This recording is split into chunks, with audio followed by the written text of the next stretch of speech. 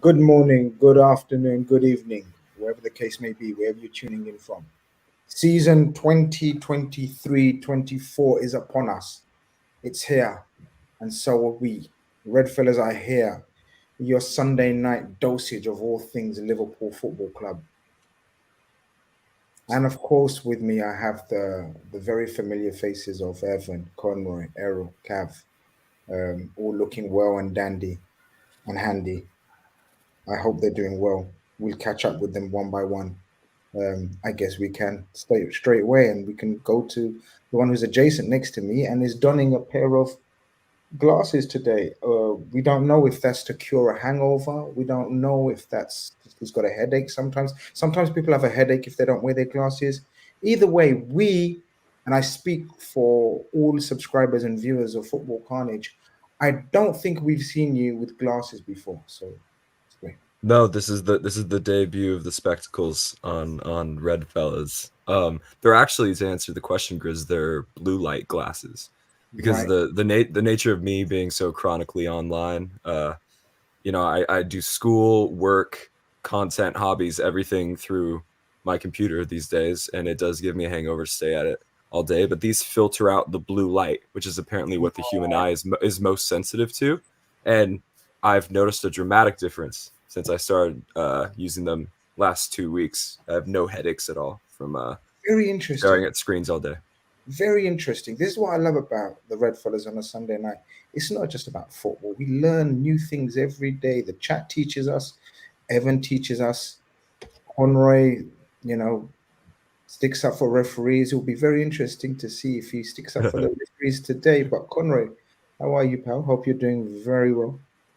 Yeah, doing good, thanks, guys. Yeah, it was good to get back to it. To be honest, like Cab said before we came on, it's like it is amazing how much football can affect your emotions. But to be honest, I think I'm getting better at that. I feel like I'm getting, unlike others, I can't disassociate because football's not my personality. Like you need to have another life outside of it. Because if you did, being Liverpool, you'd be up and down every day. So it's going to be nice to chat about it tonight. I'm glad we're kicking off with the season. But yeah, I meant to messages during the week. I actually said I was looking forward to the game, but also Mm. looking forward to this the first episode as well, the new season. Because to be perfectly honest, if we won 5-0, you'd want to talk about it, or if what happened today, it's a good therapy session. To be honest, so I think myself and the chat will agree that we'll need a few of these this season. So yeah, looking forward to it. Hassan says, hit the likes on the way in, people. He's not lying. Uh, he's telling the truth. Honestly, hit the likes on the way in, people. It's as simple as that. Total Clip says, big up the panel and slap the likes, people. Um, Manda says, smash the likes if you want to smash Taylor's head. If that's not a reason to smash the likes, then I don't know what is. It's mad how we always end up with Anthony Taylor as our referee, but I don't know if we were going to get into it really. We may get into it.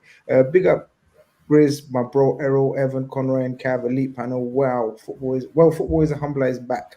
Let's charge it to the game, first game back, onwards and upwards. Absolutely. He says, big up Grizz and my brother Errol. I'll come to my brother Errol as well. I think I'd like to say I can call you my brother as well, right, Errol? How you been doing? How was the hype before the game? I'm sorry, man. For an opening show, I should have so much more energy We and all should, bro. host of this show. I The know. second we went behind stage, everybody's mood was flat, and I I know. knew exactly why. You didn't even have to say nothing to me. I just knew why we was all. Did you say Go for despondent? it. Did someone say despondent Go for before? it. Explain why. It's just I think the whole spin over the whole week. It's been Liverpool and Chelsea interlock. It's almost felt like a political battle at this point. Yeah. I don't even want to go too political, but the colours just provoke so much nowadays. And Great bro, yeah, point. but it's just got to that point where you thought I was expecting more, and once again we were just a little bit. Well, we'll get into it, but yeah. That's my overall mood anyway. I don't know how anyone else feels. Well, fair enough. Cav, how do you feel? Errol's right. This week has been. I'm sure we're all in the same boat. I'm sure we all know what we're referencing.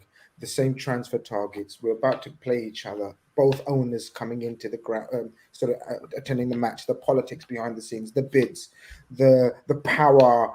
What's the word I'm looking? The money. You're not even talking about the money. The money.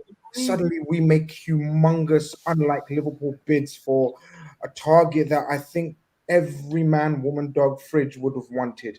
We've been crying out for Moises Caicedo, but we had given up on Moises Caicedo months back when we were quoted 70 million. Yet come with a week to go or 2 weeks to go before the transfer window closes, we go and fucking make a £111, we wish, £111 million bid for Moises Caicedo. This week has been what, Gav? What's this week been? Shocking, surprising. What it's done for me is it made me evaluate what to expect from the season, how it changes the first game of the season, and then moving forward with the games to come. So much talk, so much conversation, so many side stories, but today is the main event, the actual football. And I kind of forgot how much football controlled my emotion. You think back to the tail end of last season, there was a little bit of hope we could get top four, but we kind of written that off quite early. So it's actually been months since we've played a game that's got genuine meaning, genuine fight in it. And great point, actually. My optimism's sky high because I'm so excited about this squad. And as the games that will go into the game, but when your optimism's that high and then you get a little bit disappointed, you can swing. And that's what I was doing in the game. My emotions were swinging back and forth, and that's what football can do to you. And I'd like to say I've missed it, but I need a cold bath or something to chill me out because I'm already hot-headed into this season going. So. I mean, we know, Evan, from your social media, and you told us as well, that you watched the game well, we'll let you explain. What was the timings like? Because that's, wow, what the fuck? So that's a 8:30 a.m. kickoff, which might explain why I seem a little fresher, a little more peppy than the rest of you. Because obviously you've touched on the context around the game, all the bids and the player and everything. And on top of that, Liverpool Chelsea is already an emotionally taxing fixture. So yeah, I was up at 8:30 a.m. at Kezar Pub, official Liverpool supporters bar in San Francisco, California. So if you find yourself in the California area, you want to come catch a game, that's where I will be on the weekends. So it was great to be back there with all my friends, and it was just a great atmosphere. Soccer God Senior, right? Yeah, with Soccer God Senior and friends. So there you go. It was a nice big group. We welcome Steve to the stream and show. Thank you very much, Steve. Thank you for joining us. Hope you're keeping well. We're just commenting on sort of how we're feeling so tired, and Evan, because of the time. Conroy, Cav, me, and Errol just talking about the build up to this game and the backstories behind it, the transfers, the monies, the owners. It was billed as. And it's like if you ever needed a talking point of an opener, this was the one. How did you feel going into the build up for it? And did the game live up to any expectations you had of it, or was it as expected? I think this week's been a drainer for us all with regards to do we get this player, do we not get this player, how much have we bid, deadlines and all that stuff. I think all of us are physically and mentally drained by we know we need this type of player and we don't get it. And you couldn't have had a worse opening fixture because it's the two clubs in this so-called tug-of-war for this player. So for me, it's been a bit of a grueler this week, seeing it all played out in public the way it's been played. Bit frustrating, but it is what it is. It's first game of the season. Try not to read too much into that. Everyone's a bit rusty. Everyone's a bit off colour. Even the best of the best feel like that first game of the season. They don't have Premier League match fitness in them at the moment. They have pre-season match fitness in at the moment. So everything's done sort of to tick boxes rather than to be intense and push on. So went into the game with an open mind. Having seen their team, thought, wow, I don't recognise that from previous Chelsea teams. We could get something, and I went in there genuinely feeling sort of hopeful. But it's been a tough week. A tough week for us all. Tough week for us all. Imagine the players. Conroy, I'll come to you first, I guess. First and foremost, what we need to do when you come to a start of the season, we all sort of eyes are on lineups. Some are not fit, some are not ready pre-season. Who's been injured, who's been not, new signings. Chelsea played a few of their new signings, especially at the back. disjointed start from them. We looked really good. We had 2 new signings, obviously, in our lineup. Did you? Was you surprised with our lineup? All guns blazing, all 4 attackers starting. Did we have a choice? Yeah, no, not so surprised. I think the last friendly on Monday, you had McAllister in the 6, and where it's Jones' inexperience in that position, or he got a knock just before that. I wasn't shocked that McAllister played there with Szoboszlai. The probably only interesting one, not only interesting one, but Gakpo dropping into the midfield. We discussed that in a few shows actually prior to the start of the season. And I think big shout out to Keith, who can't make it today. He did actually bring that up when we were asking who would be the front Well, three. he's winning. He said he's going to play Yes, in the 8 a lot he this said season. So he's already winning because that's 1 game in and he's already played there. Steve, you're nodding your head, but he's winning. He's winning. Case of having to, mate, not because not our choice. Case of having to. We'll keep an eye on that. I'll let him defend himself on the next show when he's with you. Yeah, but I ain't arguing so with him. obviously, 6'7", yeah. built like a Yeah, no. He can't get red fella's screen, mate. Yeah, he's a red fella's Roman Reigns, so he can probably try. He'll find a way. This guy he's a globetrotter, so he'll find a way. But back on the original point, I think not so shocked. I feel like the reason we've been chasing Caicedo and Lavia all week, or Caicedo specifically, is because we've not got personnel in that position. So it's a bit like going ultra attacking on FIFA, Klopp style. And I think it kind of suggested we were going to do that either way, because in my mind, we're outscore FC right now, and that's the way we're probably going to approach the first couple of games until we can get someone in that position. Though it is funny though, because I was thinking about this before kickoff. Every time, you take a FIFA or a Football Manager type of logic and put it into the actual real game, it doesn't really work out ever. I think of the Man City at the Etihad when he played Firmino, Mane, Salah, Jota. It didn't really work. We didn't really be that expansive and expressive that day as well. So that was my thoughts going into the game. But in my head, I was like, this Chelsea team are also very new together. So I was thinking, hopefully we've got more cohesion just to get the better of them for this game and an individual game, because ultimately we can't do that for the season, or we will get destroyed in transition. But on its own, I was okay with that formation. I kind of thought that would have happened. Evan, did we look more cohesive than Chelsea in that opening exchanges? Did you see the cohesiveness that we've been trying to emulate or work on in pre-season? What was your thoughts on the opening exchanges? The opening exchanges were good, obviously because our press hadn't collapsed yet.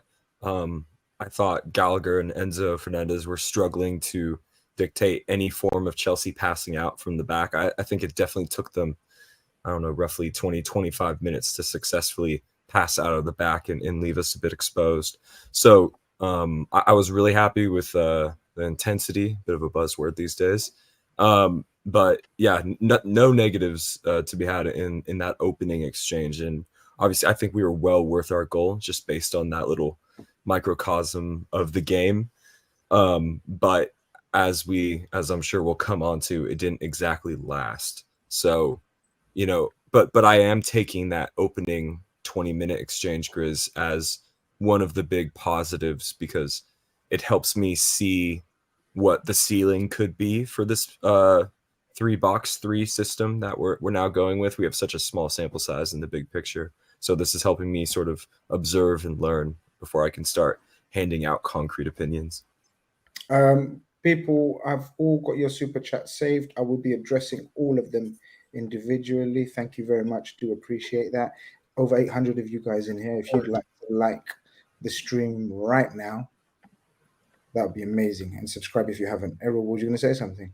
I was just going to say, yeah, Saeed in the chat there. It's already started, Chris, with these. What's he saying? Speak up about what? What does he want to do? I don't know. I just think they know at the minute. They want to stir the pot. Can you concentrate on Wolves tomorrow? Please, you better not drop any points against Wolves tomorrow. Otherwise, you're getting eaten alive by the Wolves. Man. That is me. Cav, opening exchanges resulted in us creating a couple of situations, not clear-cut chances. I thought we looked threatening. I thought I'm in agreement with Evan that said that the energy and the press from the start was there. The legs that we've talked about, intensity, and it got Chelsea off guard, and of course they've got new players as well, so it wasn't very cohesive for them. I felt we definitely should have capitalized more than the 1-0 goal that we took. But nevertheless, we scored a quite exquisite goal, didn't we? Yeah, we started the game really well. And I think if you're a Liverpool fan that's optimistic about this season, it's probably largely based on the attacking options that we have, the technical ability that we seem to have improved on in the midfield with McAllister and Szoboszlai. And the build-up play seemingly looks a lot better, you know, a lot more aggressive, a lot more varied, creating different angles, nice little 1-2s and triangles being created, and creating a variety of kind of half chances if you like. I think just before the goal, there was a moment where Szoboszlai picks up the ball, wins it off of Gallagher, I think it is, but showing his real strength and his pressing ability, which we know he's learned from his time at the Red Bull clubs. And he not only wins the ball, but he drives past 3-4 players and gets into the 18-yard box. And you're like, that's what we want to see. That's the player that we thought we were getting. That's the excitement that this team's now going to bring. It's not only the forwards getting in on goal-scoring opportunities and carrying the ball into the box, but now the midfielders being able to do it. So that's really good to see. It didn't come to much, but you could see that the intent was there. You could see a little bit of confidence, a bit of cohesion.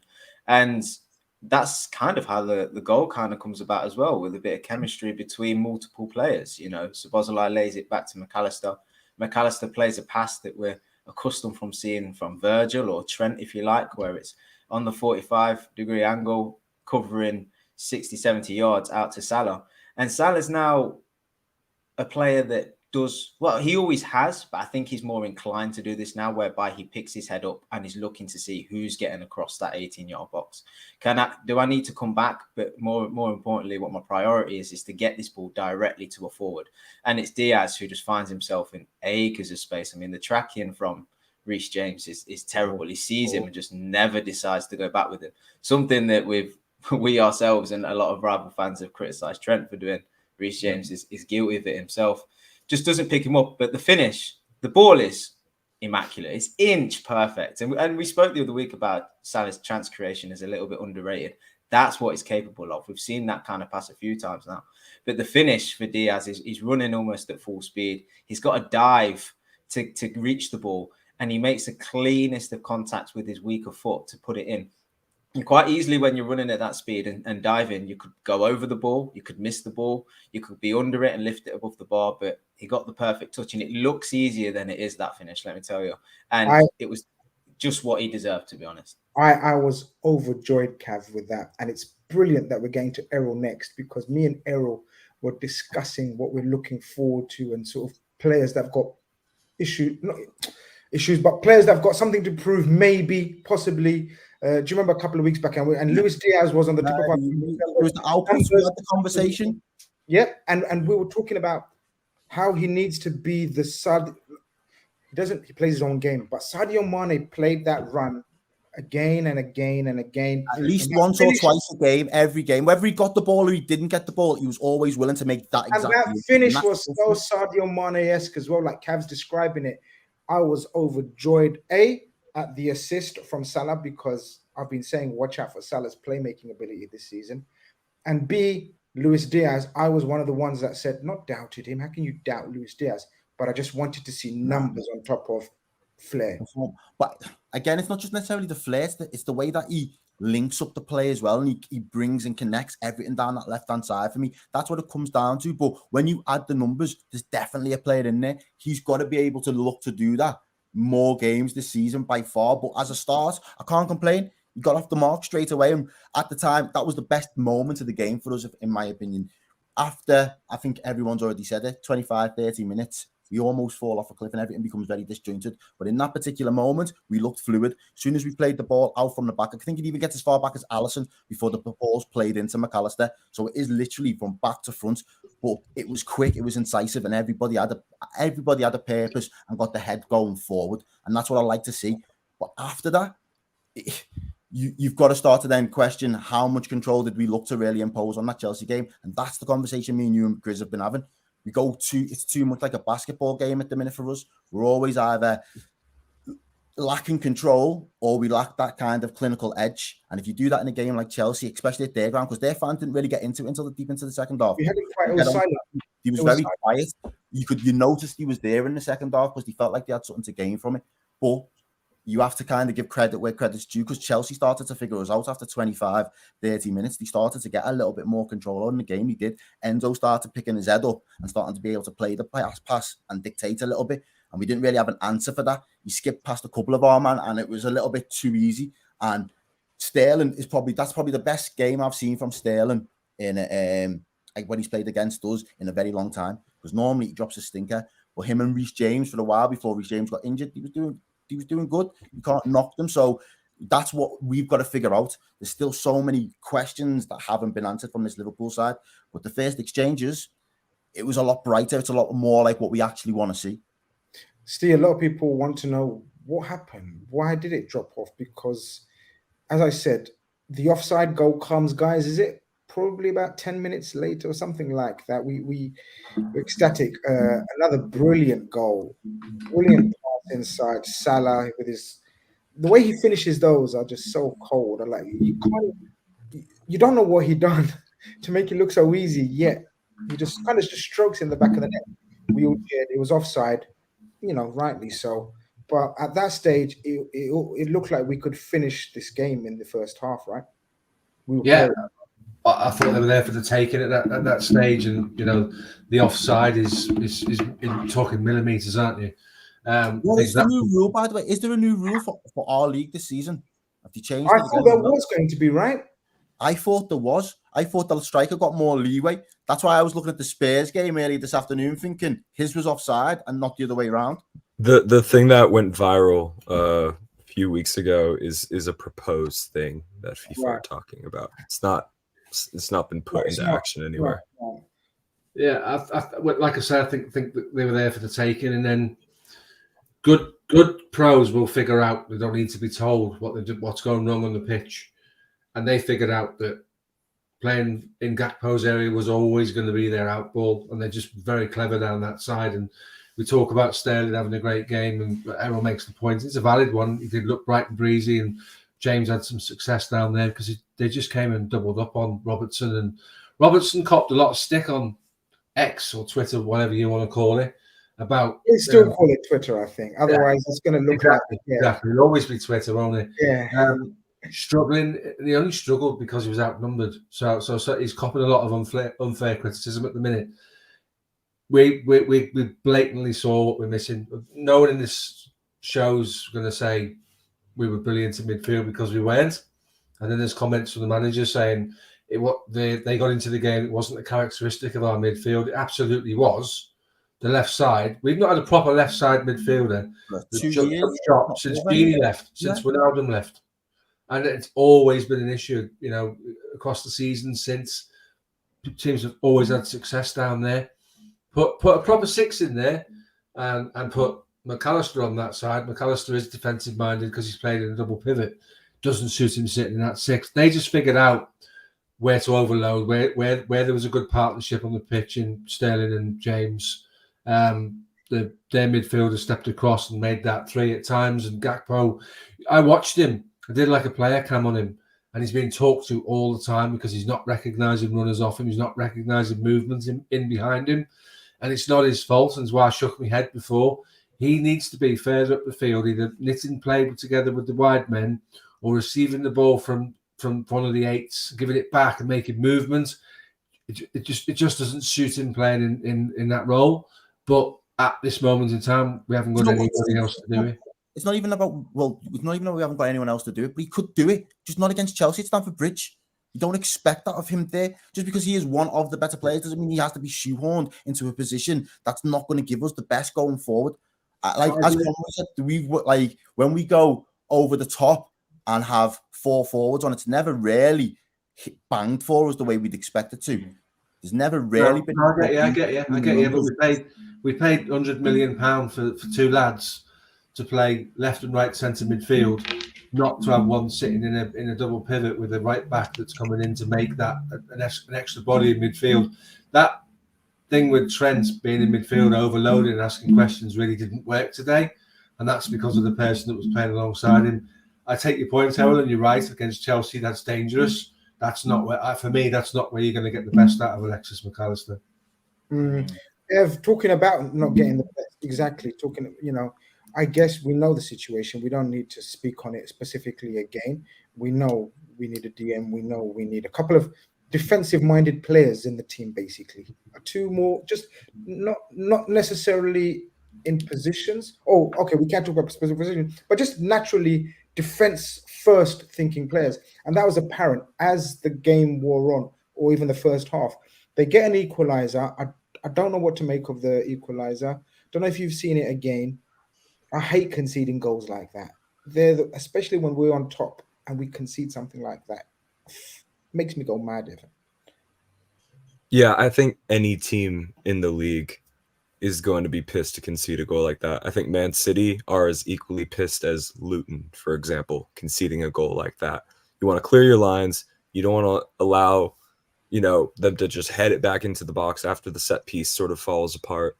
Van Dijk thinks, Trent behind him has it covered. Trent thinks Van Dijk's going to contest, falls into this weird gray area, and it's a very lame goal to concede. When you look at the chances that they created and what they actually scored from, it's just one of those things that just starts to annoy you. Really, it does. It felt a bit too easy for them at times, and it felt a bit easy for them to exploit us systematically. And then obviously their goal was a bit sort of just easy to concede. Again, I just think at any level, that's a bit of a lame goal to concede. My high school team would have been upset to concede a goal like that, just because it just feels so. We didn't require anything incredible from them to score that goal. I have a thought on this. Go on. If I may, Evan, sorry to cut you. If we can all accept that we've got an array of attacking options on the pitch now, and that we'll score from open play and set pieces. I think we scored 18 goals from set pieces last season. So we know we can score goals. That's not a doubt with this team. Do we now just need to adjust when we're defending our set pieces to being a team that doesn't... Our first thought is to clear the ball. And then quite immediately, our next thought is, can we counter? Should we just retract that a little bit and just retain some men behind the ball and make sure we clear our lines better? Because you see three attackers just bolting off up the pitch straight away. And you're like, well, okay, yeah, we like to score on the transition from the counter. We've seen that many, many times. But do we need to do that so much now? Should the priority be to defend our lines first and foremost? I hear that, but let me counter by saying that even though it's inherently a progressive and ambitious thing to immediately bomb forward and Allison looks for Salah, in a way, it's also offering you security. Because if nobody gets out of the box, if everybody just stays planted, then you don't have an out ball. And then if your clearance isn't good enough, they just keep you under siege. So in a way, it's a security measure as much as it is an opportunity for us to score, in my opinion. But I think it goes back to the point that I started off by saying it's all about having defensive or defense-first minded players throughout the spine of the team. Everyone seems to be looking forward, and I think it worked against us in the second half. We'll get onto it. Like, we were too eager. Conroy, I thought one of the reasons... There's an echo. I don't know who it is. Anybody work out who it is? I think it's Steve. It's you, because I've muted. It's gone now. I don't know why. Con, I think one of the reasons, or I tweeted one of the reasons, gave my opinion, was having two eights like Gakpo and Szoboszlai and McAllister as the six is wonderful if you can control the proceedings throughout. But the downside of that is, and I thought not only in terms of tracking runners, I thought even when we were pressing, I thought the triggers were all wrong. I thought they were overly eager to lose their positions. And again, what Klopp alluded to, we end up giving our number 6 way too much to do. I don't know why that wasn't spoken about enough or fixed enough. In fact, Klopp did actually speak about it at the end of the final whistle. He said, yeah, they were able to play in those half spaces. Did you notice that around 30th minute, suddenly Sterling was getting so much space just between those lines because our two eights, and it's not a blame of them. I'm not blaming them per se, but it's a case of this is where we're at tactically right now, and the personnel we've got to do this. Yeah, I think just after the 30th minute, you started to have You had what you had was kind of end-to-end chances. I think Fernandes, that might just be before we score. Actually, That's Sterling right. was really jumping into the pockets and finding the space vacated by Gakpo, and him and James actually played brilliant down that side. I thought Sterling was actually superb, to be honest, especially in that first half. Positionally, that's always been his strength. Movement's always been one of his key strengths. Hence why he scored so many goals at City. And he done that again. I exploited the weakness there, and they were causing a lot of problems. But even in that instance, Fernandes runs off McAllister. McAllister's, can be in a double pivot, do a great job, but he's not like a what is it, born and bred DM who'll follow runners behind. So tracking runners, you had a lot of lack in that area. And I think in general, the pressing at times, I think for that first bit, it was Chelsea couldn't quite work us out. But after 30 minutes, like Chelsea were like, if that first half had went any longer, they would have scored, because they missed 2 chances within that time. Nicholas Jackson skies when he should probably hit the target. That's a big chance, and people are forgetting about that as well. So we were probably hanging on towards the end of the first half. I'd say halftime came for us. We were looking forward to it more than Chelsea. And again, the fact it was end-to-end, Grizz, is because of that lack of control. And it probably ultimately comes down to Gakpo's not a number 8. He tried to do a job there, a lot of positives in attacking sense, but defensively, it's not his position. So I find it very difficult to criticise him for that. And Szoboszlai he can play there definitely, but let's not forget as well, like he's played further up as well. So it's not as if he is actually very good there. But what I mean is, it's a completely new midfield anyway. In fact, to have no defensive midfielder in there, you're always going to get problems like that. And I think what happened is Chelsea are a new team. They started to figure out our weaknesses. And to be perfectly honest, I think their in-game management was much better. Pochettino was talking through players what to do, focus on that. And that's why they were what's the word? They were changing their tactics in the game to really hurt us. And I think you've seen that at the end of the first half. And I think towards the end, I know we're going to speak about the subs, but I think that's why they were made, and we were just doing our best to either nick a win or take the draw. But again, can I just add one thing, Errol? Sorry, just one thing. See, like some of the comments are saying about the inverted fullback. I honestly, barring that offside goal, for me, Trent played as a fullback today. Not really that inverted. That's exactly what I was going to come to, Cav. Sorry, go on, Errol. What was you going to say? I was just going to say, do you think even if we get one player though in the position that you're saying now, the 6 that we need them for, one specialist, is going to be enough this season? Because they're going to have to play a lot of minutes if we want to beat. We're going to touch upon the 6. We're going to touch upon that. We're going to touch upon that later on. It's my fault for not putting up an agenda. So sorry, my fault. But we're going to come on to that. Cav, I think Evan and Errol, of course, and people in the chat have jumped on it. And as I was speaking to you guys before coming on as well, I don't think we played. I think one of the reasons for the lack of control, like we've had in recent games, is because I don't think Trent played in that role that we all thought he's going to play. I think very much so we reverted to the 4-3-3 for this game. Did you notice that? And again, if that's the case, it showed why we lost control from minute 30 onwards. Those 3 in midfield just couldn't get a grip after that, I thought, in midfield. And Trent was playing, and Robertson, we'll have a look at a graph right now. Unfortunately, it's not one of Evan's viral graphs that are going round and round and round.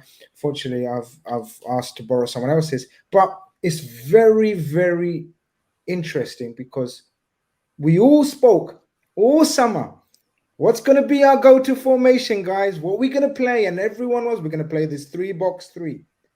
First game of the season. Is this a sign of things to come? What does this mean? Variety, horses for courses, until the personnel are settled? What do you think? Because that was 4-3-3.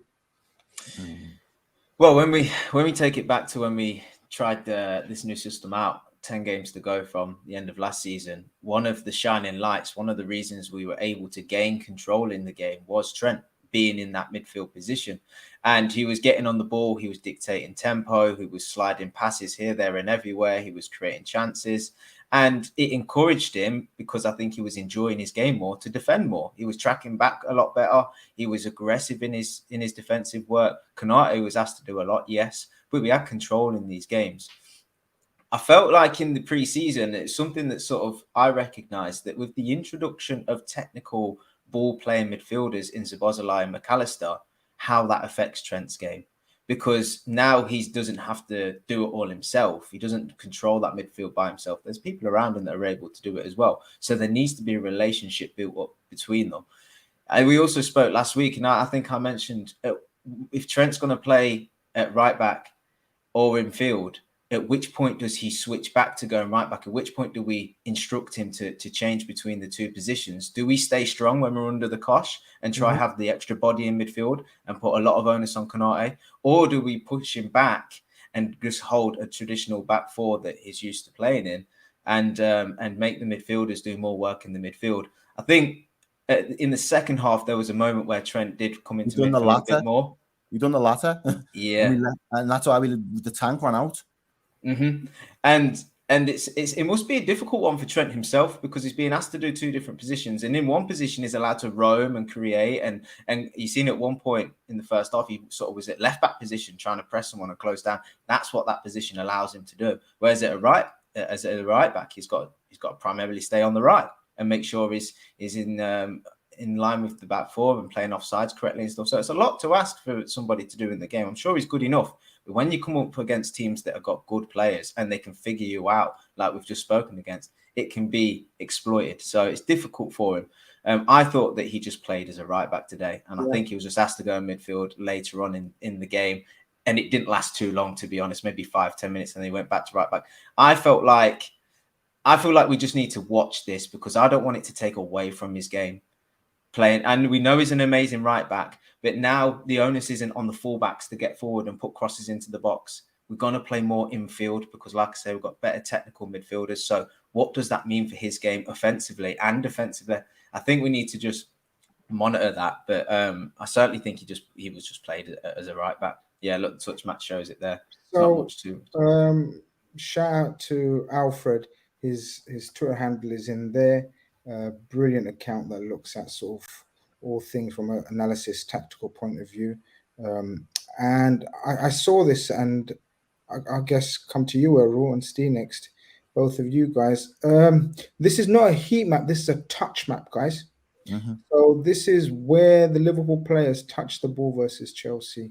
And it was based on a 4-3-3 formation, which we kind of all agree. I mean, I don't know if there's any disagreements, by the way. You guys might have disagreed. I don't know. That's what I thought. But just picking at Trent's touches, that is a right back's touches, pretty much. And that's all. That's where Trent's been touching the ball in the majority of his Liverpool career. And it's totally different from where he had been for the last 10, 12 games of the last season, right?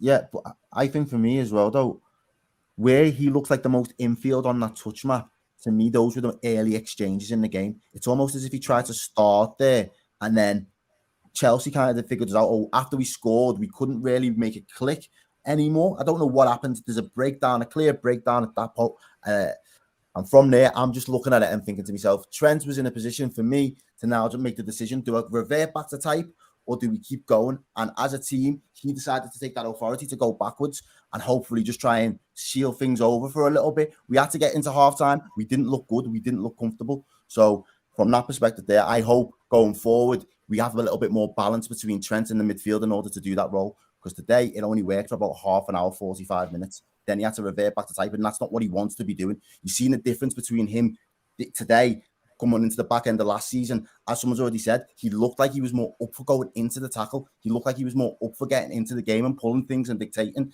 Today, he wasn't able to do that for long. Chelsea figured them out pretty quick, and the same for Robbo on the other side. Look how that's more like typical fullback play. Robbo there. He's just going up and down, where Trent for a period of the game tried to play that role, but he couldn't hold it down for long enough for me today. Steve, 4-3-3, I don't think it's been talked about enough in terms of the post-match analysis. Anyone else has been talking about it, pundits, not even on Twitter. Not many people were speaking about it, but it was a 4-3-3. What caused us to play 4-3-3 in the end, do you think? Because that second half reminded me of, I'm sorry, guys, I don't know if you guys disagree again. Feel free to disagree. It reminded me a lot of last season. I thought there was times where we were hanging on. I thought a better team than Chelsea would have put us to bed. I thought Chelsea weren't great either, but they understandably weren't great. A lot of new players, and they were afraid to really throw numbers at us. They grew in confidence And I felt, as I said, I feel another team would have taken advantage of our. I don't know, what do you want to put it down to? Our legs ran out. Our pressing was no longer there in that second half. That was a tough watch at times. Second half. Oh, you're on mute. Sorry, 1 second. Is it me? Have I got you on mute? Can you? Is it me? Yeah. Sorry. Got me now, right? Okay.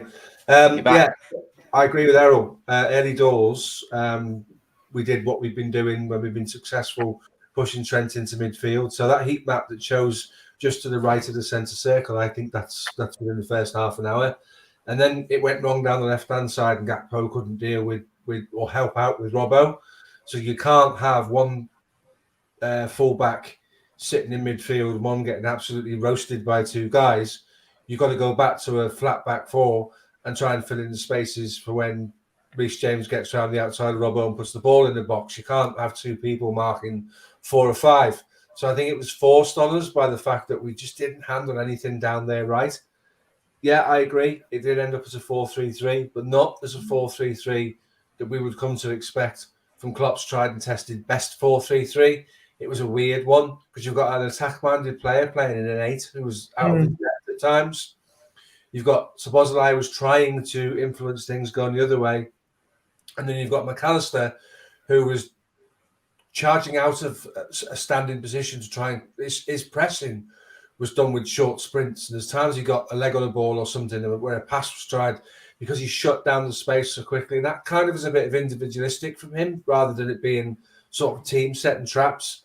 I think we were in all kinds of trouble because of what was going on down Robertson's side, and Trent just had to today take one and go back into the right back position because Chilwell saw that as an opportunity to get forward also and apply a little bit of extra pressure on Liverpool. So if Trent's not doing the right back role, Chilwell gets as much space as James does, and then we really are in trouble. So I think horses for courses is a really good way to say that. It is what it is. We'll go back to it again, and I've already said it before. Personnel dictated what we played today. It might have been better to bring Curtis Jones on earlier to go on that left centre midfield, even at half time, just to stem the flow, because he did it last season and he did it quite well. And he was one of the reasons why we ended the season as strongly as we did. I just think that experiment failed today. Did he play the Chelsea game, Steve? Was it him? Was it him who played the Chelsea game? Because we went on a run, didn't we? That's like 11 games, 12 games unbeaten now from like the back end of last season. Yeah. It is. Was it him that started the Chelsea game though? Was that the 0-0? Did he start that? Yeah, it was because he had like. Yeah. I think he started that, didn't he? He might. He did. I get why he did that with Gakpo because he's a lovely player on the ball. He looks after it really well. It just didn't work today, and I think for me it's a point gained based on what we've seen in terms of personnel, what we've seen in terms of tactics, how it went wrong, and how we ended up, as quite rightly says, seeing Trent play as an orthodox right back role. He wasn't even pushing on as a right back. It's the most right back performance you'll ever see from him because most of the maps in his own half. He wasn't even trying to get up and support Salah at times. He claims to be pressurising Colwell from their goal kicks. That heat map tells you otherwise. I think you're right, Grizz. I think we ended up with a flat back four, and the reasons why because it just wasn't working in midfield. I think that's an away from home tactic as well, though, because we didn't have a great away record last season. Sorry. So if you think about it, are we better playing something like that when we're away from home and we're going against other teams where then you switch back? No, I totally disagree with you. No, I'm asking the question. No, are we better having something like that? It can't be because our worst performances were playing the 4-3-3. Our performances only in at the back though, so I can understand why the players have fell back into that trap. That's what we've been so used to playing, especially when you play against teams that. So you're thinking we started off by playing Trent in the inverted role. We saw this formation, which apparently from Chelsea sources suggests that they weren't scheduled to play with this formation. They took out Mudryk and played 3 at the back at the last minute after seeing our lineup. Do you think it was our then counter-tactical move to go back to a 4-3-3? I'll come to Evan as well for that, and Errol, you go first. Well, I think in game that's what happened naturally. Game, that's what happened, I think after a certain point in time, once Chelsea started to get a hold of it, like she says, down that left-hand side, the only option that we could do was revert to a system that we knew we could soak up more pressure. Because right now we don't know the best way to soak up the pressure in that formation, as far as I'm concerned, especially with the player that we've got alongside Trent. Last season we was able to have the likes of Fabinho, even not at his best.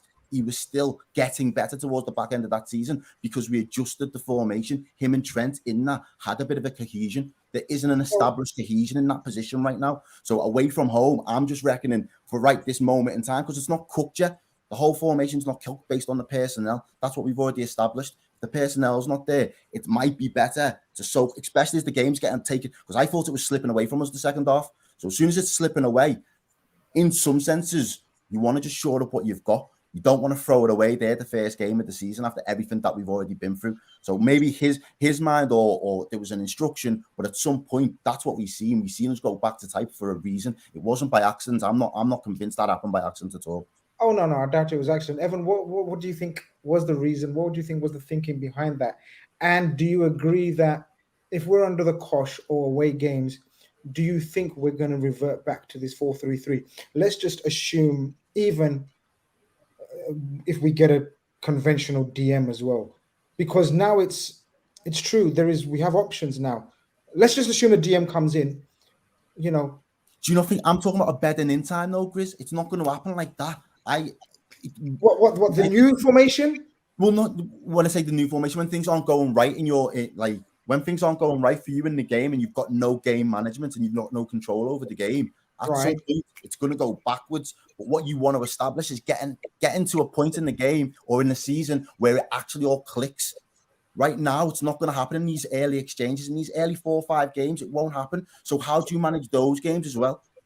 I would have thought, in order for us to get better at something and make sure that these things happen, we need to play more in that formation, even though we're under the cosh. We have someone mentioned brave. But someone said personnel before. The personnel is important to it. So while you've not got it, you've got to take a little bit of the rough with the smooth. I think you're both right, but you can't go back to the 4-3-3 that we saw and we loved and it won trophies. No, because those guys can't do that job. So why have you signed Szoboszlai to be a ball recycler? We haven't. We've signed him to be progressive. So I think Klopp would have hated the fact that we ended up playing like that today. Absolutely hated it. So, and I think it's been forced by the tactics. It's been forced by, we'll go back to the comments, the personnel. I agree with Grizz. I think you've got to weather that. You've got to keep going with it. And then you learn a lot about that when you're under pressure. You learn a lot about how to play out of pressure in that formation by continuing with it. If anything, Klopp's belligerent, and I think he'll carry on doing that forever and a day. It would have pissed him off completely to play that way the second half today, for me. Ev? I think we need to park any long-term or even short-term questions about the formational future and remember the recent quotes from Klopp, who said we need to find a system and a formation for Chelsea. He said that in direct reference to we don't have the personnel we need yet. Our transfer window isn't done. We're searching for a short-term thing. As soon as we get some established holding midfielder, maybe midfielders plural, until we get maybe a left side center back or right side center back or whatever, until the transfer window is finished, I think we can't afford to speculate over what the formation can look like on a week by week basis. Looks like we have 2-3 weeks left of the transfer window. We might have some short-term papering over solutions while that is still happening. Obviously, we would like to see some solidity. We'd like to see some consistency. I don't think it's in Klopp's nature to do 4-3-3 one week, 3-box-3 the next week, and sort of just bounce back like that throughout the season. Today was a bit of an anomaly, and he expressed that in the press conferences leading up to the game. So I would maybe urge us not to overthink this one too much. Fair enough. Conroy, Evan thinks or suggests that it was Chelsea specific, especially the time of the season, in terms of the preparation we've done and the personnel. Second half, Only change, like you said, was when we had to force those changes, make those changes. Um, I mean, talk me through the changes and what changed, because we gained a bit of control in the last. Well, I think it was basically those changes that helped. Jota wasn't holding the ball up at all today. He didn't have one of his good games. Diaz tired, you could see that, and that's expected. Mohamed Salah coming off though. What did you make of that one? Well, I think initially the first two was Jones and Nunes made a lot of sense. Oh, yeah. Run it. No, just on that point, because I know it's just like maybe a 10-minute, 8 to 10 minutes in between. I think Jones for play, he came on, and I think again, I know Robbo's getting criticism for the first half, and I know Steve mentioned it earlier. I'd agree, I would say that he didn't help. He was played 2-on-1, but I didn't think he played amazing. I think he's some of his decision making, but it is hard when you've got two players who are very good players against you. But I'll hold my hands up. I didn't think he was great first half. Thought he played a lot better second half. And it can't be a coincidence that when Jones came on specifically, and Diaz actually for the start of the second half, I think he got told to get back and actually help Robertson. Yeah. And it didn't, because it seemed to work much better that side. They seemed to have much more shape and not allowing to, knowing which men to take, not having runners pass you by. So I think Jones done actually really well to help with that, barring a few chances, especially the one from our corner at the end. I think it did nullify it to a certain extent. And then the other two, you have Ben Doak coming on for Salah and Harvey Elliott, who's had a good pre-season. I think in that one, to be honest, it's a kind of a double-edged sword. I actually think Harvey Elliott done quite well when he came on. And I think, as we mentioned in pre-season, I think Ben Doak, it was more to cause them something else to think about in behind, and allow Chelsea not to completely just pen us in and put something in that direction. I think initially the thoughts were maybe Salah looked a bit tired, but I think ultimately you've got a player who's built up the credit in the bank. I can understand why some fans are annoyed he got taken off. If it was like the 87th minute, 88th minute, I can get it, but it was 76th. Yeah, for me, I think if I'm looking at that, it was a strange one, I've got to be honest, because I think as much as we say, if they're not playing well, they come off. Football doesn't always work like that. I think there's certain players have that credit in the bank where, if it's the last 10 minutes and you want a chance, a ball to fall to someone, I think Salah falls into that category. So it might be surprising, but I think for me that was a strange one, because I know, sorry, Harvey Elliott he came on for. I just felt that, I don't know if it was because there was a few through balls that Mo couldn't outrun Conor Gallagher in a one-on-one in the second half. There's a few instances where he didn't look quite as sharp. But again, I feel like I would have kept him on, from my opinion. I would have kept him on. Would you have kept him on? Because that was probably the talking point of the last 15, 20 minutes. Like, if we're looking to win a game, I'm not going to lie to you. At the end, even though we regained control, I didn't think any of the players are going to score a goal. We ended up with a strike force of Szoboszlai, Nunes, and Doak by the end. I wasn't expecting anyone to score, really. I just thought let's get control of the game and finish off the game and take the draw. I thought it was the right thing to take him off. Okay. Look, this ain't Salah FC. This is Liverpool FC. And let's be honest. Chelsea weren't far off dominating us for the best part of that second half. We couldn't get a foothold really, because we spoke about the midfield. There was also nobody holding the ball up front. Salah's a senior pro. Yes, he's our goal scorer, but we just talked about his creation. There's nothing to stop him dropping deep and saying, give me the ball. I'm part of this leadership group now. Give me the ball. Let me hold it. Let me come a bit deeper than usual and help people out. He didn't do any of that. The ball didn't stick. Gallagher was shrugging him off it. He didn't take on Colwell at any point. Yes, the assist was fantastic. He had good moments in the game, but he faded. And yes, he's the guy to maybe get you the goal if you get a late chance or whatever. But I want the team to do better. And it's a message to Salah that, yes, you're an exceptional player, and yes, you're a highest paid player, and you're a go-to guy, no doubt about it, right? But it's not all on you as well. So guess what? Salah's gone off. McAllister step up. Szoboszlai step up. Trent step up. Everybody else needs to recognize they have a part in this team. And if it's not working out for us, we can't just have one guy that we rely on. So when we took him off, it's an opportunity for the guys to come on. I thought Elliott was brilliant when he came on. Neat, tidy, covering the pitch really well. Got back and I think helped defensively in one particular moment. Was linking up quite nicely. Never thought it would really come to anything. Doak deserves his chance because of what he's done in pre-season. But for the people that remained on the pitch, it's a bit, we've just lost what our main guy now offensively. We need to do more, and so it's a ripple effect through the team.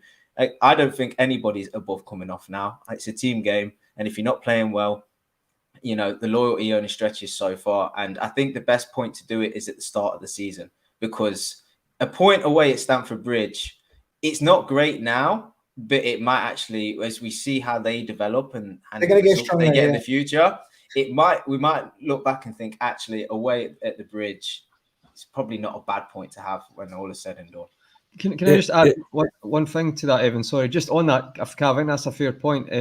But it's all fine margins, because ultimately we nearly concede from our own corner. If Mudryk doesn't have a heavy touch and scores that sub would be emphasised even more. The whole narrative would have been spun. So it's like, it just shows you it's fine margins. But he wasn't doing it. He had half an hour of that second half. He did nothing. I'm not disputing that, but like in the past, it's not as if he's not had performances like that in the past, and that's not happened. But then your point is you want to start as you mean to go on, and I think that's fair enough. I think maybe it actually was Elliot who came on for him, but the fact that Ben Doak, a 17-year-old, came on, that's probably, you know, stirred the pot a bit more. Because if you're from Salah's point of view, I agree with you, by the way, no one's bigger than the team, but from his point of view, it's a 17-year-old who's going to play right wing instead of your leading scorer, your tally. What is it? Your talisman. You can't talisman. Can't remember. Yeah. So that's from his point of view. But listen, I agree. I think that's a fair enough point, honestly. I just want to come in on this super quickly. I think in this increasingly polarized sort of climate of sports analysis, just like on social media and just in general, everyone absolutely has to have a black and white absolutist take immediately. I think we forget that two things can easily be true at once.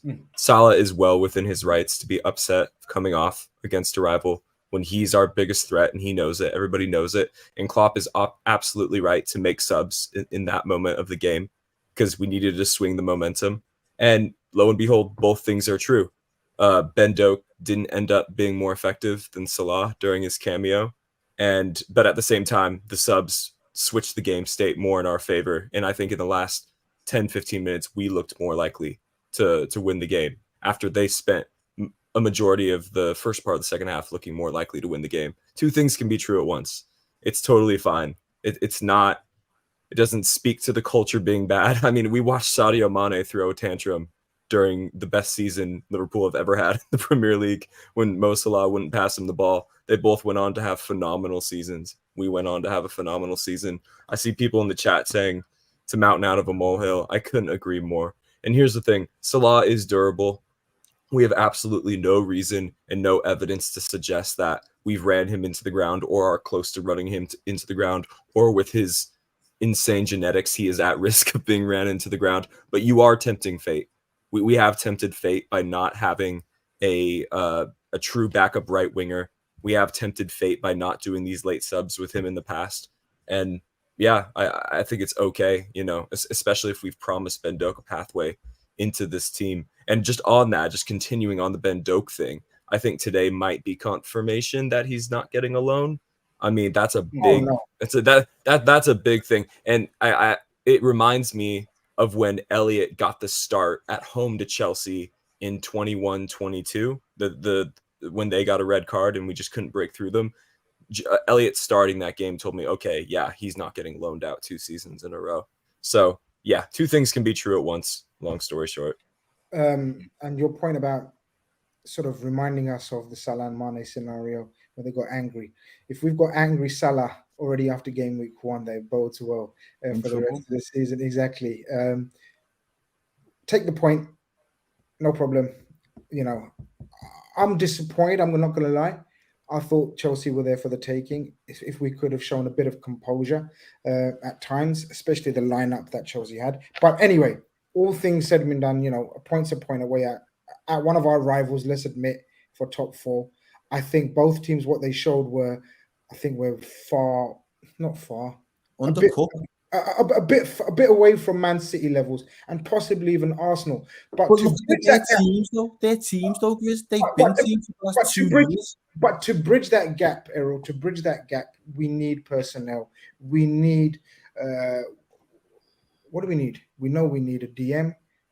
Do we also need a left-sided centre back as well? And do we need them now, yesterday.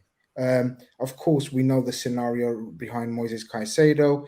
It looks very much like Chelsea will come back in and gazump us with the bid that Brighton will accept because they've been cheeky bastards as well. Let's be honest. Putting a deadline on it, we agree a fee, and then they've opened up the books to say, "Oh well, come on, let's have a bidding war."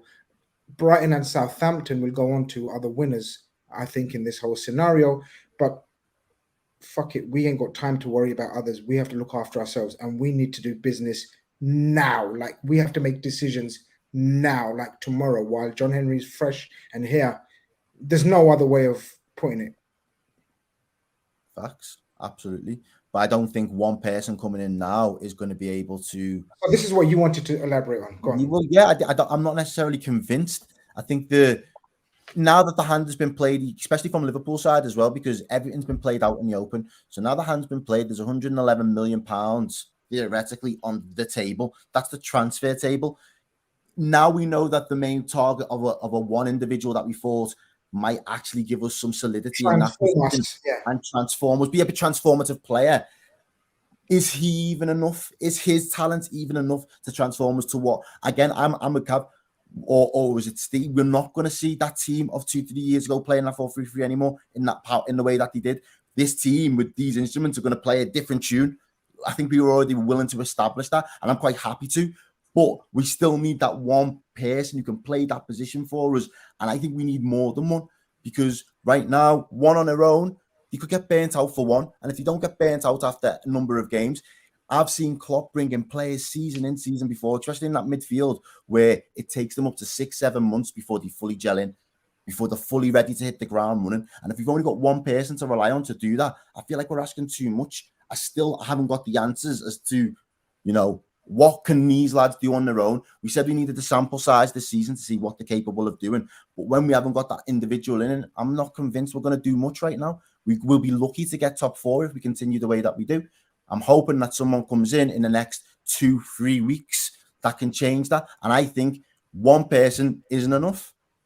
I think just on the concept of personnel, and let me preface this by saying Liverpool need to sign at least 2 players before September 1st. Non-negotiable, absolutely non-negotiable. However, let me frame it a different way. Sometimes you see a team that has a really solid system and a really effective way of managing the game, and they just don't really have the personnel to do it. I see, not to sound overly negative, but I see both with Liverpool. I see it. I see a flawed system, and I don't see the personnel to do it. Last year when we were playing Madrid away at the Bernabeu, I thought that was a low point for our off-ball structure. And obviously so much of the discourse about why last season went poorly revolved around the midfield and whether certain players were declining or washed, or whether we had the right personnel to execute the vision. I looked at our off-ball structure that night at the Bernabeu and I said, doesn't matter if you put Tchouaméni and Bellingham or Lothar Matthäus in the 6. If you set up your structure like that, you are going to get cooked, because Madrid are just too good. It's just all they have to be is press resistant once and they're in. And that's what I saw today. Conor Gallagher, I don't think is as bad as anybody makes him out to be, both in terms of Liverpool and Chelsea fans. But all he had to do today to look like one of the best holding midfielders in the world is be press resistant once. And then all of a sudden, then he has the field at his mercy, chip it out wide, and they have a 2v1 overload, and it looks like a dangerous situation. So as great as it would be to have had Moises Caicedo, Tchouaméni, Lavia, whichever DM Liverpool should or shouldn't sign, as great as it would be to have them doing what McAllister was doing today, if you don't repair the press when it collapses, if you don't have a good rest defense, if you don't have a good off-ball structure, all of these sort of tactical terms that people like to throw around, it does not matter. Especially when you've only got Evan's point out, when you've only got like 35% of the ball as well for the majority of the game, and if that's the way you've got to set up, you're going to get caught out more often than not, aren't you? Surely. Yeah. And don't get me wrong. I hear you, Errol. Don't get me wrong, but even if you had Caicedo doing McAllister's exact same job today, yeah, he would end up winning the ball. He would end up with more duels won than McAllister today, no doubt, because that's his natural fit. That's who he is as a player. That's his physical frame. All good. But it's the triggers in Liverpool's press coupled with the rest defense and off-ball structure that is the reason they are so open. You can mitigate this absolutely by signing a left-sided center back that's more of a center back than left back, sort of the opposite of what Robertson is. You can mitigate this by actually signing a natural six, both in terms of position and in terms of their physical and mental attributes. Absolutely, we can mitigate these things and we will end up looking better. However, there's an equally greater endeavor to be had on the fields of AXA Training Center as there is in the laptop of Jörg Schmadtke. That's just how I see it as things stand. Steve, what caused, because I'm hearing Evan and I agree with majority of it, but I had this debate with him as well last season as well, and I said I think personnel does make a difference. I said it made a difference, Chris. Yeah. I think because the structure, this is the structure that enabled us to win pretty much everything.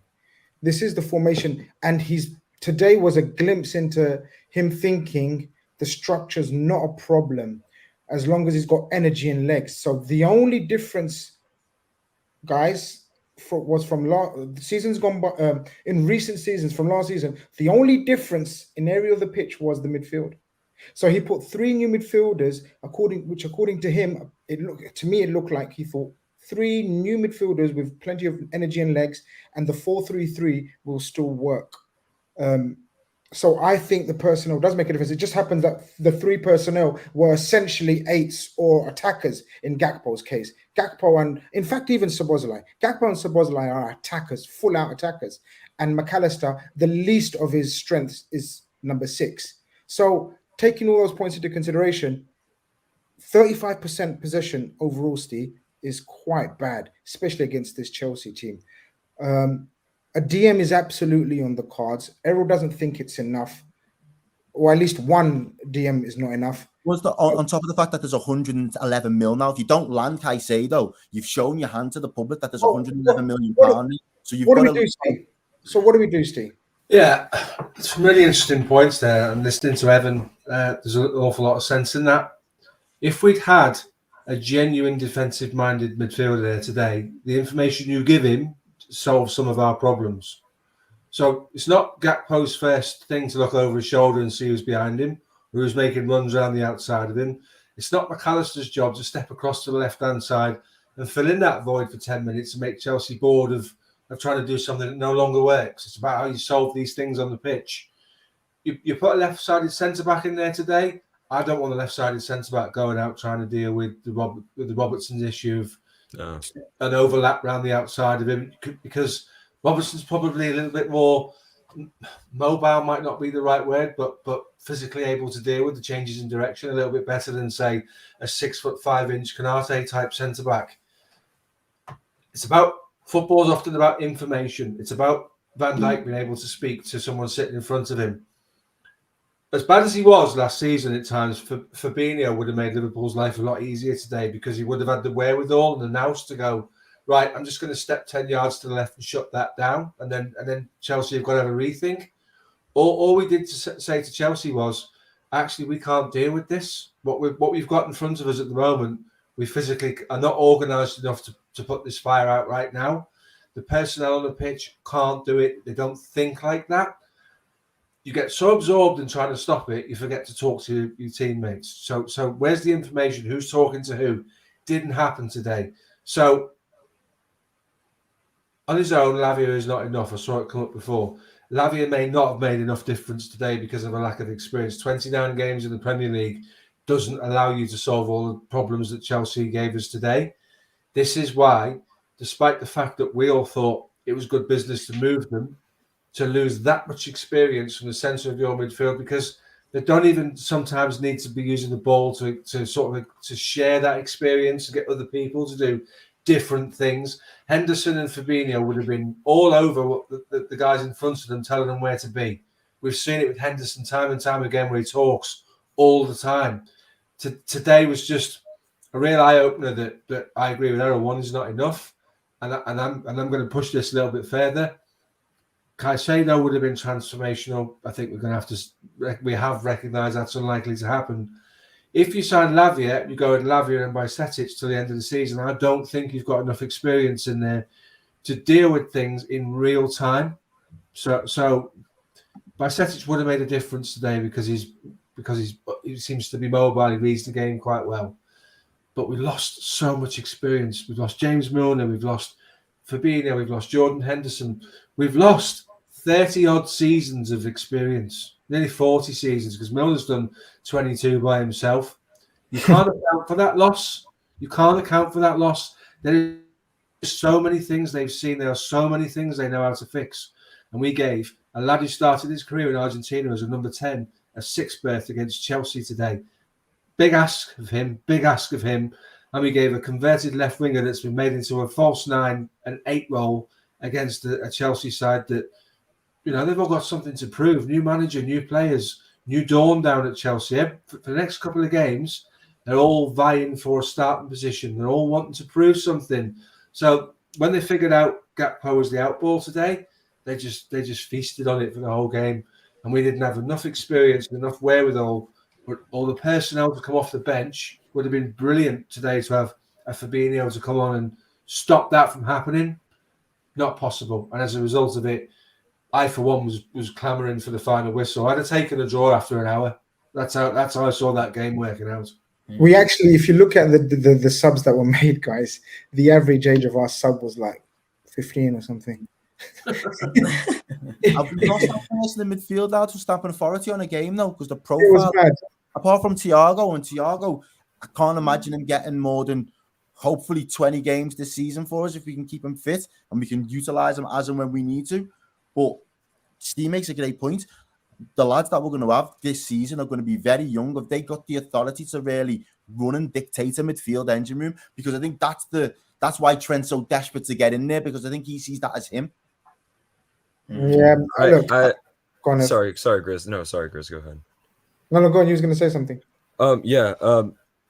I think what Steve brings up in terms of the amount of experience lost is really important, and it's important that we view things like that from time to time, because it gets pushed under the rug just how much you value that experience and you value the intangibles of what Henderson and Milner bring to a dressing room.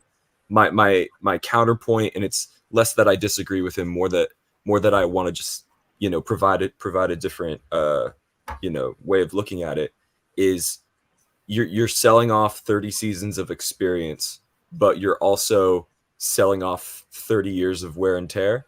Because I think you see the physical drawbacks of Milner. Milner can run forever, but he's not fast anymore. Can't turn really. Henderson can run forever. Same thing. I thought physically he fell off a cliff starting, I think, in January 2022. Something that we touched upon a few times, Grizz, towards the latter part of that season. So you sell off their physical drawbacks. So although Henderson, Fabinho, Milner, the experienced engine room of Liverpool's midfield since 2018, would have been able to put out some of the fires today just through sheer experience and knowing where to be and knowing how to understand Jurgen Klopp, I think I could easily flip that and say, at the same time, in their own way, Szoboszlai, Gakpo, McAllister, the newer, younger core put out fires that the older guys wouldn't have been able to because they're not as mobile. So it's a bit of a tit for tat, yin yang sort of what pick your poison sort of thing. You're right. But we talk about horses for courses and when to use players. Last half an hour today, any of those three people, and I take your point, Evan, you're exactly right. All of those three people sitting in a position, even the entire second half, but one of those guys on the left-hand side instead of Gakpo just shuts down all of that danger down that side because you just go and sit in a pocket and just talk to people around them. And instead of Liverpool season by season playing most of their stuff down the right-hand side, they would have just pulled the team over to the left and shut down Chelsea's avenue, their way out, their outball. Might have in turn given a little bit more space, a little bit more freedom for Trent to go and influence the game a little bit more in the second half. because we'd have lopsided the pitch and we'd have allowed Chelsea to have it on the left hand side, knowing they couldn't hurt us. So you're right, and it's not sort of hindsight saying, oh, I wish we had them, but we're looking at players who played 20 and 40 games respectively in the Premier League in their entire careers. I'm not banging the James Milner drum.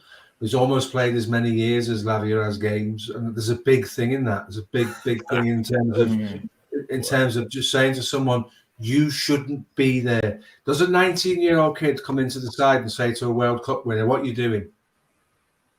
Alexis, what are you doing in that position right now? And that's the difference. And I don't think, sorry, Grizz, I don't think Van Dijk's particularly vocal.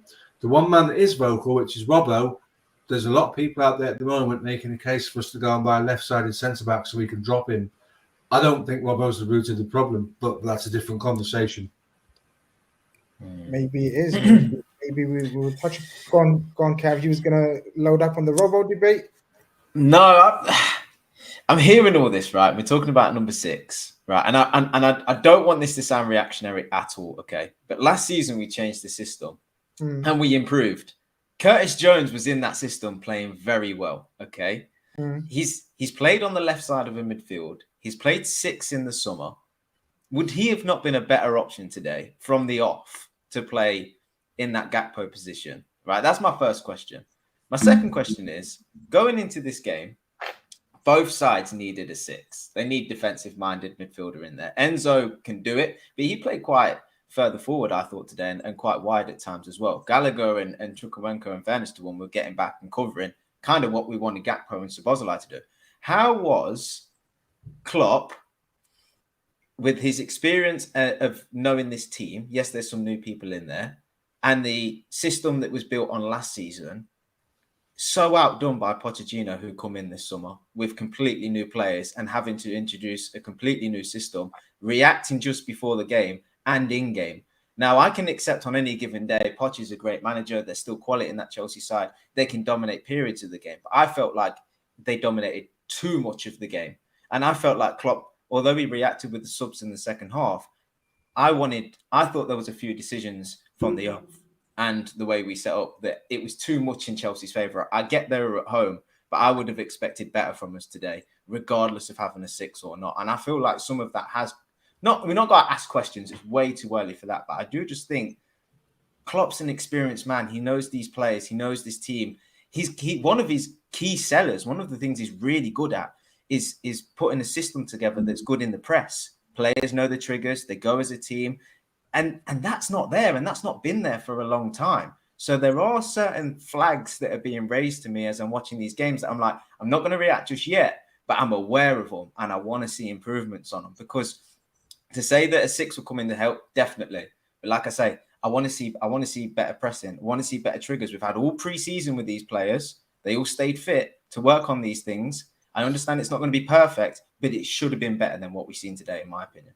Can I just jump in on that one? I don't think Pochettino did out-think or out-tactically play Klopp today. I think your experienced players that we've just been speaking about, your Thiago Silva's, Reece James has played 200 games in the Premier League. They would have identified on the pitch straight away after 20 minutes. Hang on, the way we get out of this is down our right-hand side because they're playing a guy out of position. So I take your point. I don't think Pochettino is a particularly tactical manager anyway. And I think his semi-final Champions League game against Manchester City proves that. I think we've talked about this. This is something Grizz talks about quite a lot. You have guys on the pitch that have the know-how and the wherewithal to change it without being told to change it by the manager. I just think Chelsea figured out that Gakpo and that side of our team was the weak link today. I don't necessarily put that praise at Pochettino's door because for half an hour we should have been over the hill and gone. And I think that we just run out of steam and they figured us out. Did they change their formation? Did you say earlier, Grizz? 5 minutes before we went out. Yeah. Chelsea. Maybe he's tinkered something with them when he's seen Gakpo in there, or he's Was he the one he's identified as that's the area of the pitch where we're But going to see? It didn't work for half an hour. We should have been No, able I to know. I know. I'm just wondering, is that something that he thought might be the thing? If they Chelsea can get into the game, that'll be the area where they'll see the most joy. I think that's a bit harsh. I think it's a bit harsh though, considering like they've also not got a defensive midfielder, and the fact that he played Gallagher deeper and Fernandes pushed on. No one would have said a World Cup winning defensive midfielder. We'll put Gallagher in your place and you push on, because second half and the end of the first half, Fernandes was best player on the park by a mile. So that's a decision by the manager. So I think you're being harsh to say Poch tactically. I think he was good today. And I think it's like, if anything, you're saying that the player's deciding that, maybe on the Sterling James thing, but I feel like even during the game, Pochettino was getting a lot of messages on his player. You could see him talking to players to where to go. And I think even the Gallagher Fernandes thing, that causes a lot of problems. So I feel like he done well today. And I would agree. I don't think Pochettino's like this amazing tactical manager. I mean, even PSG, people say, if you watch his PSG season, he didn't play a three at the back once. Gaultier came in his first game, and PSG actually had a better start to the season because he'd done that. So I think in that aspect, I would agree. But I think today, I think he done quite well, to be honest. I think considering that team has got a lot more new players than us, and we're the ones who were thankful for the point at the end, I think that's got to give credit where it's due, in my opinion, anyway. I think the atmosphere in that second half didn't half help them, though, because our midfield is still completely new to an extent. First time a couple of them would have been to Stamford Bridge playing against Chelsea. So I know that at some point, when you've got a point and you can just think, let's just get out of the Dragon's Den and just get home, you're going to take it sometimes. I think that shifts your mentality on the pitch as well. You're not as ambitious. You want to play within yourself a little bit to make sure that you don't end up just throwing it away. And at one point, I think the game was slipping away from us, especially towards that hour mark, 75-minute mark, as you say, just before Salah comes off. I think the substitutions suggested that Klopp took the point at the end. And look, like Conroy said earlier, we'll assess later on if it was a good point later on in the season or a bad point, depending on Chelsea's rise or demise. Let's see how it goes. But what we do know is we need players. What we do know is the pursuit of Moises Caicedo and Romeo Lavia has been hotting up every hour. Apparently on social media, it's been a mega chase, mega theater. This has been football heritage, transfer heritage. What a saga this has been. I think it's coming to an end now in the next 48 hours. I think Moises Caicedo will join Chelsea, and I think we will end up with Romeo Lavia, like we thought we're going to have Romeo Lavia before the Moises Caicedo bid. So I think all's well that ends well. Are you okay with that? I'll go to Evan. Are you okay with that way of things like transpiring? I think that's what we expected, kind of, but it was just the shock of us actually entering the Moises Caicedo market. But what it also means is now, like all of us have said, now that we know that there's money there, we don't want just Lavia. We want at least one more now. Yeah, I think, in the likely event that Caicedo does sign for Chelsea, I think you'll see a lot of, saving face naturally from Liverpool fans over that. That's okay. We're all a bit hurt. We're all a bit wounded over it. There's no shame in it. But in my personal defense, even after David Ornstein said fee agreed, medical scheduled with Liverpool, as happy as I was with that, I have no qualms with signing Moises Caicedo or splashing cash or any of that. Even at then, I was still saying to anybody who would listen, I still think Lavia for what's looking like less than half of the eventual fee, I still think that's a better signing because in my opinion, I've never wavered from this. Caicedo is 10 to 15% better than Lavia. He's not 50% better than Lavia. That's obviously not how transfers work. As my dad has reminded me, if a player is 10 to 15% better, you don't pay just 10 to 15% more. You end up paying 40 million more, 50 million more. That's just the name of the game. I do think Lavia, after forget 12 months at Liverpool, after 6 months at Liverpool, I do think he'll be worth Caicedo money. Obviously, Caicedo, all the benefits of playing for a possession-based top 6 Premier League team last season, while Romeo Lavia was able to statistically hang with Caicedo and other elite senior Premier League midfielders, despite playing for objectively the worst team in the Premier League last season. When it looks like Lavia was our primary target and you still could end up a Liverpool player, I was saying that this is the most excited I've been for a Liverpool transfer since summer of 2018. And I still stand by that. I think Romeo Lavia is a top 5 defensive midfielder in the world, just waiting to happen. Been very consistent with this. I am not going to shed too many tears over missing out on Moises Caicedo if and when it happens. I will only because you guys know I've been saying that, in my humble opinion, he's the closest thing to sort of Kante region, Mascherano for us. I'm talking elite levels of player that I think would have been transformative. But I absolutely agree with everything that you said about Romeo Lavia as well. And we've all sort of seen and watched reports of Romeo Lavia because naturally we're invested in interested in, because we want to know what's the kind of player we're getting or after. I think that deal absolutely happens now, especially our pursuit of Moises Caicedo was brave attempt, guys. Would you say it is an attempt? Is a very brave attempt. We were ready to break the transfer record for us and the British transfer record. So there's no ploy there. I don't think people were saying it's what were people saying? The cynics were saying it's a publicity stunt. No, it was an absolute brave attempt at a hijack. You know, of course, the mega money market of Chelsea came through. The mafia came through. Nudge, nudge. Have they submitted their bid yet? I don't think it's a matter of submitting it. I think it's a matter of proposing it and agreeing it before they submit it. So what they need to do, and you know, this is how it works. It's like you agree to a structure, a payment. So, for example, I can say to you, right, I'll buy your car off you for £500, Errol, right? But I'm going to give it to you £100 this month, and then the rest every month £100, right? You okay with that? And you say, so you'll just see £500. You say, yeah, okay, that's cool. But then you're going to say, no, you can't be doing that. So before I give you the 500, you need to agree to the structure. So I think they've agreed that it's going to be 115 million. I just think they're trying to agree on the structure, which will be agreed, because it's very evident. And like Evan says, a lot of Liverpool fans are going to, what's the word you used? Like sort of saving face. The kids call it copium. I call it saving face, but yeah, saving face copium about, but it's very apparent if Moises Caicedo first choice was Liverpool, he'd be a Liverpool player on Friday afternoon.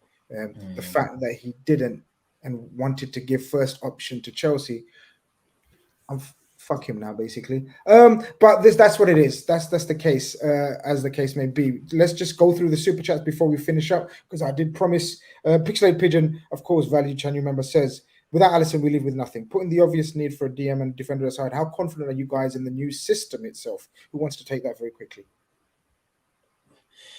I think if we can play how we did in the first half an hour, we'll be fine in a lot of games. It's sustaining that's going to be the key thing. I think what we've seen in that first half an hour was quite brilliant, to be quite honest with you. And everyone's on the ball, confident, able to score goals. If we're braver with the high line, if we're braver in the engagements and the press, we can certainly improve on it. So I'm okay with it, even without a 6. We just have to do it better, if I'm being honest. Yeah. Shane McGee sends in a generous super chat. Thank you very much. He says, saw things we already knew. Robbo needs replacement. We need a 6. Gakpo as an 8 will only work against low blocks. Far too wasteful in possession, especially front 3. I agree with that one, actually. Subs helped a lot. Pressing from front 6 was atrocious. Errol. Yeah, well, there are elements of it I agree with, but as I say, I wouldn't say the progression from the front 6. I think it was the front 3 that were probably the least effective in the press for us today. I don't think Jota had a particularly good game. I think that's probably, and he looked bright in pre-season as well for me, but I don't really think he was able to get as involved in the game as he would have liked. I think Salah, after he is caught offside, I think that just zaps something from him. But yeah, I think in possession as well, that's another area where I think we need to get better, because as Kaz said there, we started well and it was really good, but how are we going to go forward and actually plant ourselves? Because game management is going to be the undoing of us this season. I always say it's about how you win the midfield battle, and I don't even necessarily think we had to battle too much against this Chelsea team. They're not, as you said before, about the players that they've put in their midfield. It wasn't like we really had to battle against them to best them, but we just didn't have no game management and control of that game, especially after we scored. We let them get in after a sloppy goal. So yeah, definitely take us points on that case. Man United fan Natraj says Liverpool keep getting rejected by midfielders, and then he laughs. Kaif says Enzo and Caicedo might be a brilliant partnership. No disagreement from me. I think that'd be fantastic. Steve, LFC Aaron says, I thought VVD looked more like his old self today. Thoughts? I thought he was largely everywhere he needed to be, put out all the fires that were asked of him. Sorry, So, go on. I said oh, Steve. I'm sorry. I didn't hear. Cool. Steve. No, it's so cool. Go on. Evan, no, go on. Carry on. Yeah, he looked like his old self. He put out all the fires that were asked of him. He was where he needed to be. It seems like he organized the defense well, even though the midfield press kept letting him down. Thought he could have done a bit better for their goal. He seemed to leave it for Trent. Trent seemed to leave it for him. And by the time they were able to react to it, Axel Disasi was already in. So that's my only nitpick from today's game. Steve, you can take Philippe's one. Thank you, Steve, Philippe, for the super chat. He says, game that showed DM is needed ASAP. Do you think Liverpool are close to being elite? Lavia and a centre-back, maybe one more midfielder, you never know. Robbo, the new scapegoat. Oh, sorry. Sorry, 1 sec. Sorry, Steve. Go for it. That game was crying out for a DM for both teams today. That showed why both those teams are £100 million into bidding for Caicedo. I think Cav's point is that for the first 20, 30 minutes, that was really exciting. That's the big positive to take from today. Put a proper foundation behind them in terms of the DM. You probably see more from Alexis on the left and Szoboszlai on the right. Yes, we need another centre-back, not just for the Andy Robertson situation, but to take the pressure off the other two. We've talked about this loads of times. To ask those two guys to play 50, 60 games because the drop-off to Matip and Gomez is huge. We need somebody in that will be able to play in their absence. And there will be times when, like today, we might look at Andy Robertson and say, let's get him out of there and let's be a little bit more defensively resilient with a narrower. I thought we should have been narrow in defence more than we were today.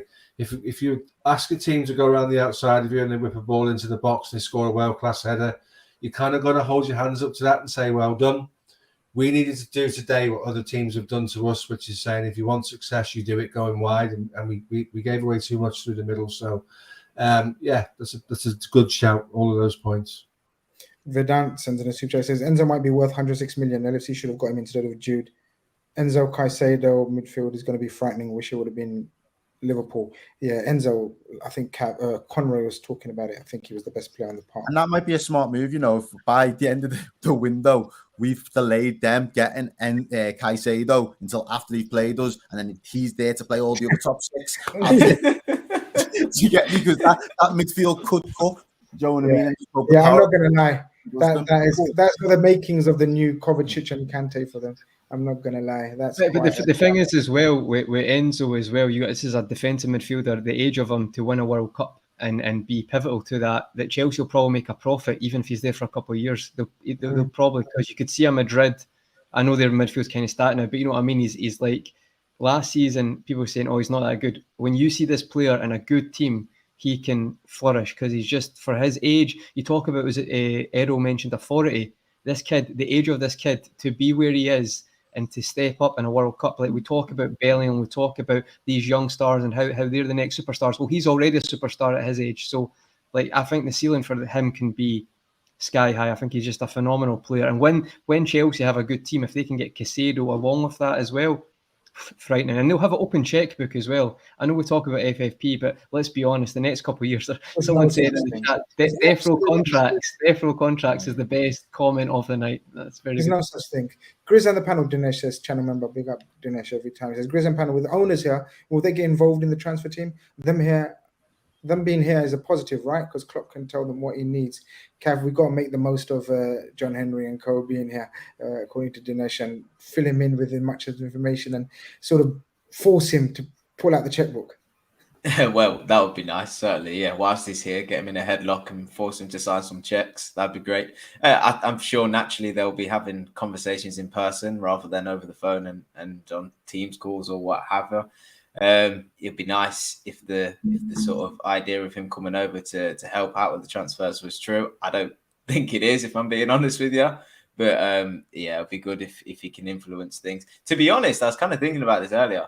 He's probably coming over for this first game to see to assess all of his staff, because he employs these people and he expects a certain return from them as well. So, we're all looking at it going, oh, can he help them out? He's probably evaluating them as well. He's probably coming home there watching the game and going, Klopp, I'll put you in charge. Let's see what you're giving me.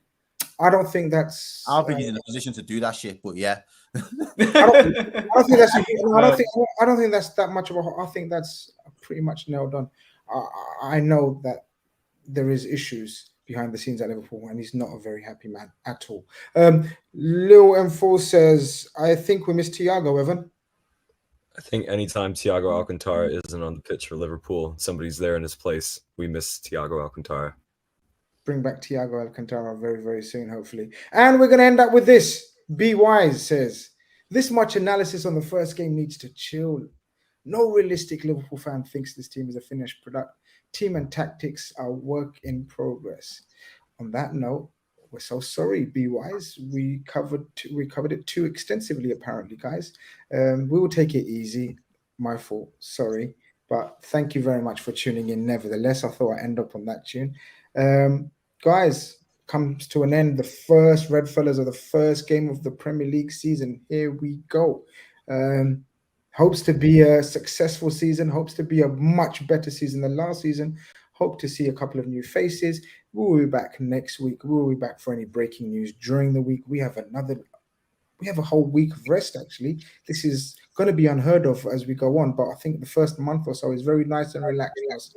So, where's the echo again? So I don't like hearing my voice again, because once is enough, more mind twice. Who is it? It's T again. Yeah, it's still T. I don't know what is that. It's T. But yeah, thank you very much. Hope you enjoyed today's show. Smash the like button.